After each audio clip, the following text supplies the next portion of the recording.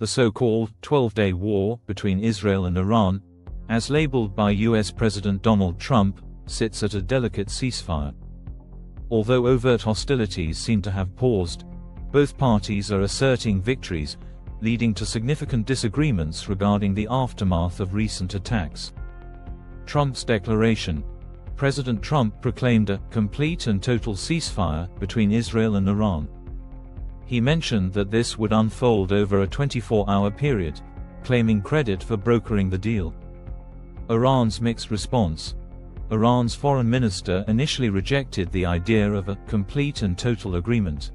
However, he indicated a willingness to halt retaliatory actions if Israel ceased its illegal aggression by 4 a.m. Tehran time on Tuesday. So far, it seems there have been no confirmed Israeli strikes, hinting at a largely effective ceasefire. Israel's cautions and actions. While Israel has yet to officially confirm the ceasefire publicly, they continue to enforce the public restrictions. Israeli forces are still active in Gaza, where at least 31 Palestinians lost their lives since midnight Wednesday. Furthermore, Israel claimed a reduced strike on Iran was essential due to an alleged violation of an Iranian truce, but they have restrained from additional attacks thereafter. Victory announcements. Both Israel and Iran are proclaiming victory. Reports from Tehran indicate Iranian celebrations, while Israeli Prime Minister Benjamin Netanyahu announced a historic victory, asserting Israel has eliminated the threat of nuclear annihilation and disrupted Iran's nuclear ambitions.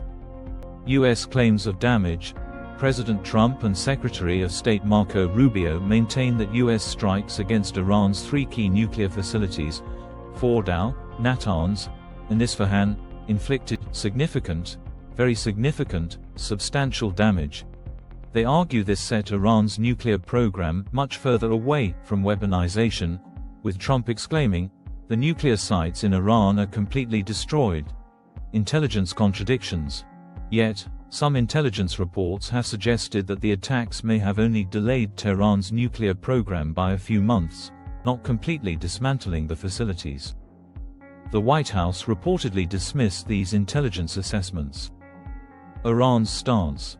Iran asserts that the damage was minimal, suggesting that materials may have been relocated beforehand. Iranian retaliation. Before ceasefire. Prior to ceasefire negotiations, Iran targeted U.S. military installations in Qatar and Iraq with missiles, along with missile barrages toward Israel, resulting in injuries. Extended airspace closure. Iran has prolonged its airspace closure until at least Wednesday afternoon, local time, as a precautionary measure. Espionage accusations. Iran has executed 3 individuals charged with spying for Israel. Casualties. Before the ceasefire, hundreds of casualties were reported in Iran due to Israeli strikes, while dozens in Israel suffered from Iranian missile attacks. In Gaza, the recent Israeli actions resulted in the deaths of at least 31 Palestinians. Economic consequence. After Trump's ceasefire announcement, oil prices initially dropped, though they remain sensitive to the overall regional stability. Global reactions. The international community, including the UN and European nations, continues to advocate for de-escalation and a sustainable diplomatic resolution.